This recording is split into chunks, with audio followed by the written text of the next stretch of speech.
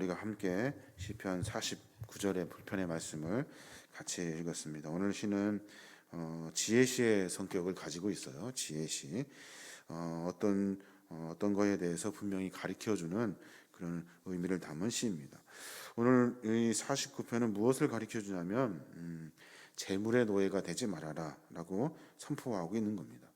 재물의 노예가 되지 말고 하나님을 신앙하는 모습을 살아야 된다라고 이야기해주고 있는 거예요. 세상에 재물만 추구하는 사람처럼 어리석은 사람이 없고 결과적으로 종말적으로 마지막 다 놓고 죽게 되는데 뭘 그렇게 재물을 쫓으며 살아가느냐라고 선포해주고 있는 거예요. 우리가 사모할 것은 재물이 아니라 우리가 사모할 것은 명예도 권세도 재물도 아니라 하나님을 소망하는 것, 이것이 가장 중요하다고 설명해주고 있는 거예요. 하나님을 소망하는 것, 하나님을 늘 마음에 모시고 하나님의 말씀대로 살려고 하는 몸부림, 어떤 것이 중요하다고 하여 쫓아다니는 것이 아니라 하나님이 중요합니다라고 하나님을 쫓아다녀야 한다는 거예요. 그래서 시인은 이 일을 너무나 많이 보았대요. 많은 사람이 부를 가지려고 몸부림치지만 그거 놓고 가는 것도 보았고, 또 많은 사람들이 재물을 얻어가지고 자기가 영원한 생명을 얻을 수 있는 것처럼 설명하고 말하지만 결국에는 죽더라는 거예요. 결국에는 재물이 아니라 생명과 삶을 주관하시는 하나님의 섭리고 하나님의 사랑이라고 설명해주고 있는 거예요. 6절의 말씀 보니까 그렇게 말해요. 자기의 재물을 의지하고 부유함을 자랑하는 자는 이라고 말하면서 아무도 자기의 형제를 구원하지 못하며 그를 위한 속전도 하나님께 바치지 못한다. 재물이 뭐 많고 뭘 한다고 하여도 누구 하나 구원할 수도 없고 자기 자신뿐만이 아니라 누구 구원할 수도 없고 또 내가 어떻게 뭘 새롭게 되려고 하나님께 뭘 바칠 수 있는 그런 것이 없다는 거예요. 하나님은 우리가 가진 재물, 하나님은 욕심내지 않으셔요. 하나님 우리가 무엇을 얼마큼 많이 가져서 하나님 마음 그 재물로 움직일 수 있는 것이 아니에요. 그러니까 재물이 아니라 하나님을 섬기며 소망하며 살아야 된다라고 이야기하고 있는 거예요. 근데 인생을 살아가면서 재물 굉장히 중요하죠. 이 재물을 포기할 수가 없어요. 그런데 분명히 시편 기자는 우리에게 그렇게 말해요.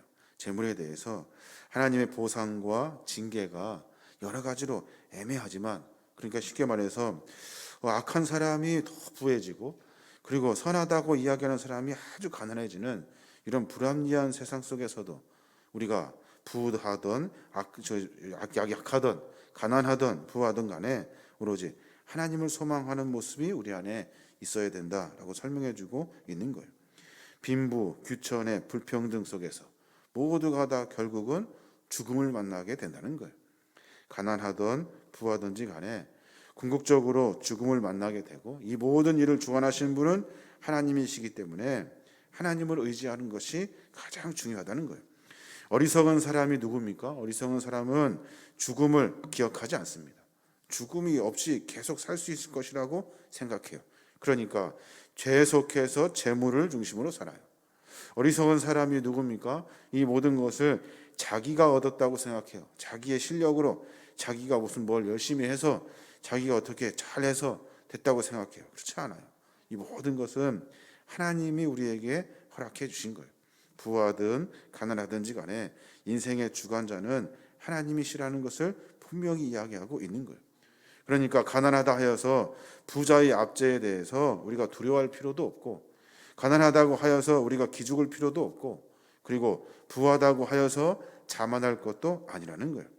궁극적으로 하나님이 이 모든 것을 허락하시고 궁극적으로 우리는 모든 것을 다 내려놓고 죽을 수밖에 없는 연약한 존재이기 때문에 죽음이라는 것을 기억하고 삶을 살아야 된다고 이야기하고 있는 거예요.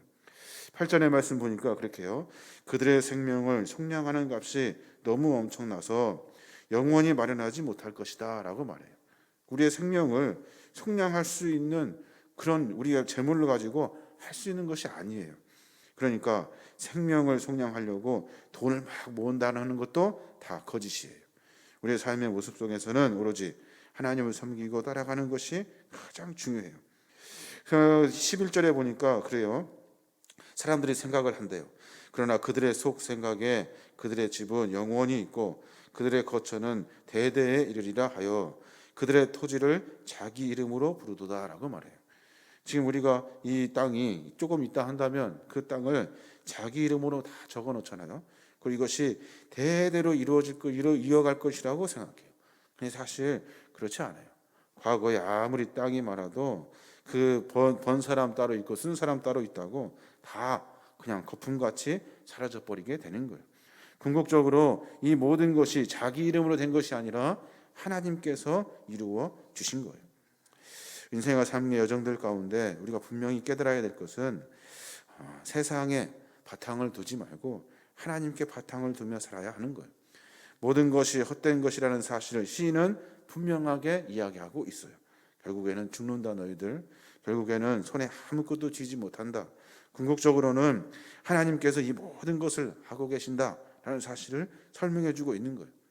근데 인간은 참 미련해서 이 글을 보고 이 성경을 읽으면 그럴 것이다 생각하는데 금방 뒤돌아서는 우리가 하나님께 소망을 두는 것이 아니라 우리가 가지고 있는 그 만 원짜리 몇 장에 소망을 두며 전전긍긍하며 살게 되는 거예요. 그러니까 우리의 삶 가운데 늘 고백해야 돼요. 하나님, 우리의 삶을 주관하시는 분은 하나님이십니다. 내가 재물에 넘어지지 아니하도록, 내가 그거 조금 먹어보겠다고 내가 욕심부려서 내가 이렇게 여러 가지로 실수하지 아니하도록 하나님 도와주십시오 하면서 늘 깨어서 있어야 하는 거예요. 그게 재물을 이길 수 있는 방법이에요. 오늘 성경은 부를 믿는 어리석은 사람들을 뭐라고 비유를 하냐면 짐승 같다라고 말해요. 짐승의 특징이 뭡니까? 짐승은 배고프면 앞뒤 가리지 않고 그냥 주워 먹어요.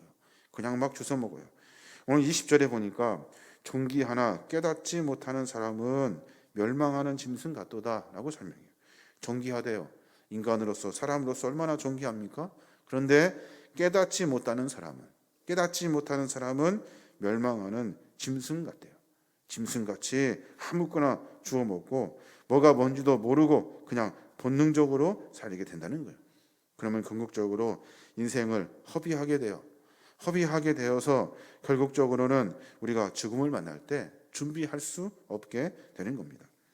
재물을 소망하는 것이 아니라 하나님을 소망하며 살아야 하는 거예요. 헛된 영화를 쫓으며 살아가는 것이 아니라 하나님의 영광을 위해 살아야 하는 거예요. 세상의 삶의 여정 가운데 우리 인생을 통해서 하나님이 하시고자 하시는 귀한 계획들이 있대요. 그 계획을 우리가 늘 고민하면서 살아야 하는 겁니다. 우리 오늘 하루 가운데 어렵고 힘든 일이지만 매번 의식하며 살기를 원합니다. 우리는 재물을 쫓으며 살지 않습니다. 우리는 하나님을 쫓으며 살아야 하고 우리는 죽음이 있다는 사실을 깨닫고 삶을 다듬으며 성숙한 삶을 살아야 하는 거예요. 그리고 짐승처럼 우리가 깨닫지 못하는 사람들이 아니라 깨닫고 하나님의 영광을 위해 살아가는 거룩한 믿음의 종들이 되어야 할 것입니다. 오늘 하루 가운데 이런 은혜가 저와 여러분에게 충만하게 있기를 주님의 이름으로 축원합니다.